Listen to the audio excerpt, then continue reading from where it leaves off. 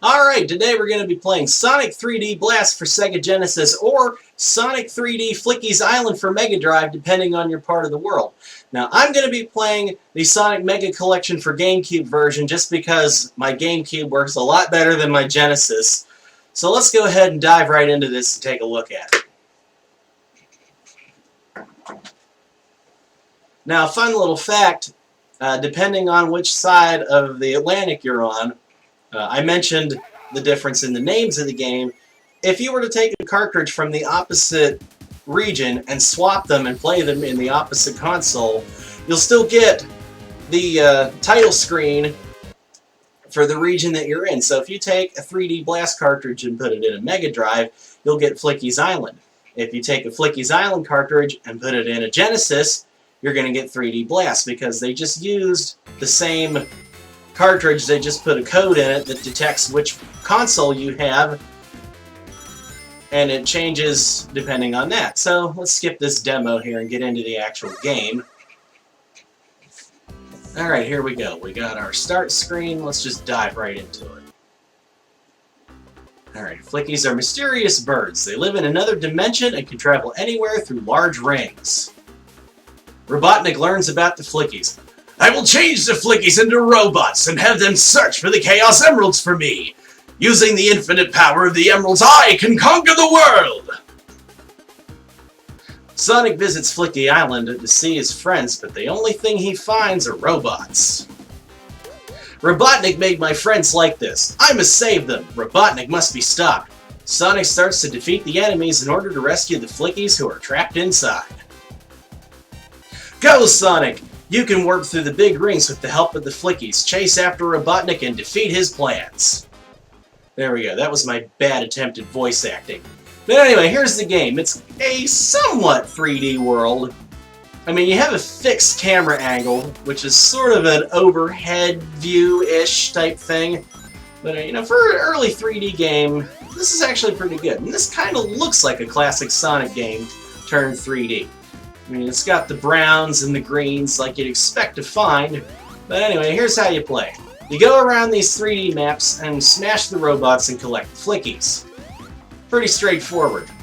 And this game kind of gets overlooked, but it's actually a lot of fun to play once you get the feel for it. And the folks at Traveler's Tales did a pretty good job on this. Now, you might recognize the music that's playing. This one right here in Green Grove was recycled into the Windy Valley third act music for Sonic Adventure. And that's because it was done by the same guy, Jun Sanaue, who currently is part of the band Crush 40, who does a lot of the music for the Sonic games in this generation. Another one that was recycled for Sonic Adventure was the music that was playing there during the title sequence and later pops up in the Panic Puppet level. That became the cart track music for Twinkle Park, so there's a fun little bit of trivia for you. But yeah, I mean, this is all you do. You go around, you smash the robots and collect the Flickies. 5 Flickies let you go through the checkpoint rings. I'm going to get this box here. There we go. Yeah, which look like that. And all you do is you jump and grab it, and you deposit your Flickies, and you move on to the next part of the stage. And each stage has like 2 or 3 sections to it. So, you get 5 Flickies per section. Another thing you can do, if you collect enough rings, you can find Tails or Knuckles in the level and go into bonus stages. I'm not going to bother with that. I'm just going to play through Green Grove Zone here, just to show how the game's played. But, you know, this is it. This was the first 3D Sonic experience, you know, predating Sonic Adventure.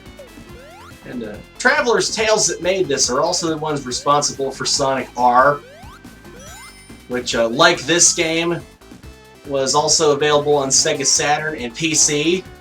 Yeah, the Sega Saturn / PC update of this game looks a little better and has a different soundtrack, but it's the same game. I kind of prefer this one just because I like the Genesis soundtrack better, because it's got that nostalgic feeling for me going on, I guess you could say. There's not much else to say about this game, really. It's the same thing over and over again. But, you know, then again, so's every other Sonic game. whiz through the level, smash robots, get to the end, defeat Robotnik, or Eggman, whichever you prefer to call him. I always call him Eggman just because, to me, it sounds better than Robotnik, but, you know, a lot of people still call him Robotnik, and that's fine. You know, whatever he is to you, that's what you go with.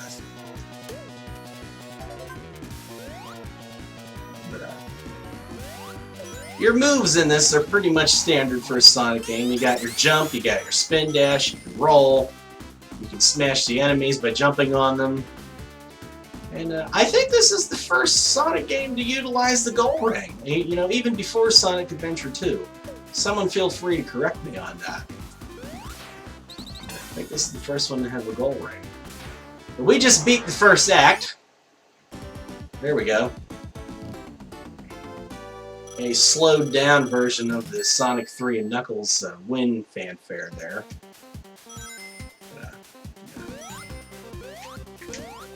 Alright, let's just go through here and see what there is to see. Beat you. Oh, the Flickies each move in different patterns. Like the blue one goes one way, there's a red one that goes another way, there's a purple one, a green one. They each have a different pattern. I don't remember which one does what. There's one that will just follow Sonic around, there's one that will just roam around everywhere, there's one that bounces all over the place, and then there's one that just kind of fidgets around. I don't remember which one does what, but that can prove to be a pain in the ass if you get hit by an enemy or a projectile firing out of one of those little cannons like that. Because if you get hurt, you drop your Flickies, and then you have to pick them up again.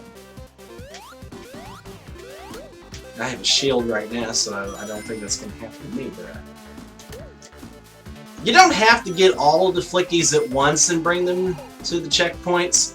You can just get one at a time if you want to. I prefer to get all of them, because then I only have to come here, you know, one time and I'm done.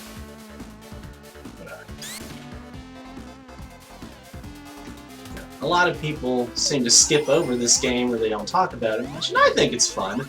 You know, it takes a little getting used to play, because one thing about it is Sonic can only move in a fixed direction. It can only go forward, backward, left, right, or 45 degrees in between. He doesn't have like full range movement like you see in games today. But, you know, for something of this time period, though, I think this is pretty good. I'll hear these stupid springy things. I hate them. I hate them so much. There we go. We got it. Oh, we're moving fast now.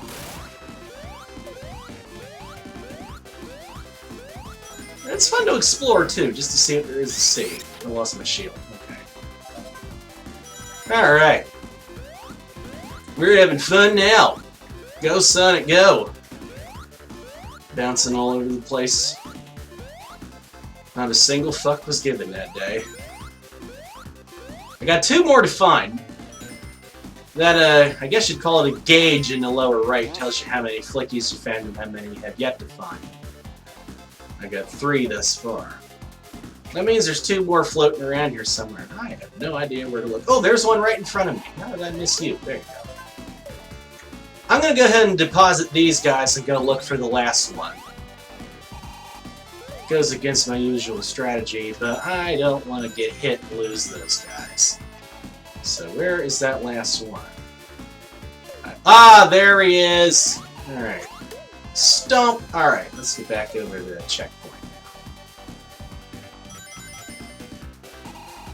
It's kind of hard to find things to say about a Sonic game, because there really aren't that many bad ones. I mean, Sonic 06 was flawed.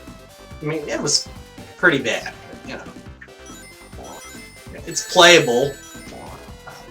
I'm not a big fan of Sonic Spinball, mainly because I can't get the feel of it, but, you know, even that game's not terrible. Sonic Labyrinth, that one's pretty bad.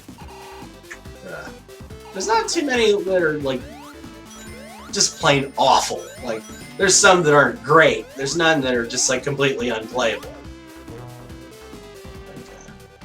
And then there's some that are, you know, original. You know, like Knuckles Chaotix was a very unique concept, you know, having the characters tethered together by that rope thing. It has a name. I can't remember what it is. I haven't played that game in forever, too. If I ever get my hands on a copy of that again, I'll play it.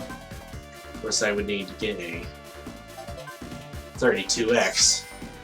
I had a 32X, but I lost the cables to it. And then I just got rid of the 32X thinking, well, what's the point? Of course, that was before I knew I'd be doing this.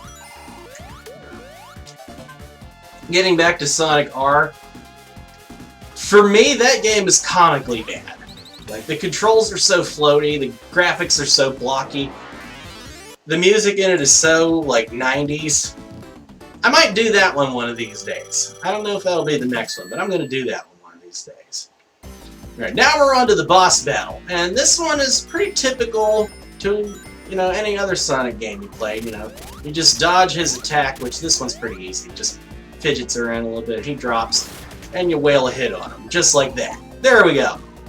Again, dodge the spiky ball, wait for him to land to pick it up, and land a hit. Now, I like how, unlike in most other Sonic games, particularly ones of this era, he actually shows damage as you hit him. Like right there, you can see the glass bubble he's in, I guess you'd call it, is actually cracked. And it gets worse with each hit. You don't really see that in other Sonic games, and that was a nice touch that they put in this one. I missed that one because I was talking, but you know, I think Traveler's Tales did a pretty good job on this one. I don't know any other things that they've made other than this and Sonic R. Yeah. There we go. That was how that works. But yeah, I mean, they did a good job on this one. And this one often gets overlooked. I think if you ever have a chance to play this game, you should pick it up and give it a try. Alright, there's Rusty Ruin. That's the next level. I think I'm going to end this one here. Sonic's getting bored at me. I don't care. Yeah, tap your feet at me. Alright, that is Sonic 3D Blast for Sega Genesis / Sonic Mega Collection for Gamecube, PlayStation 2. I think it was on Xbox also. Hope you enjoyed it. We'll see you next time.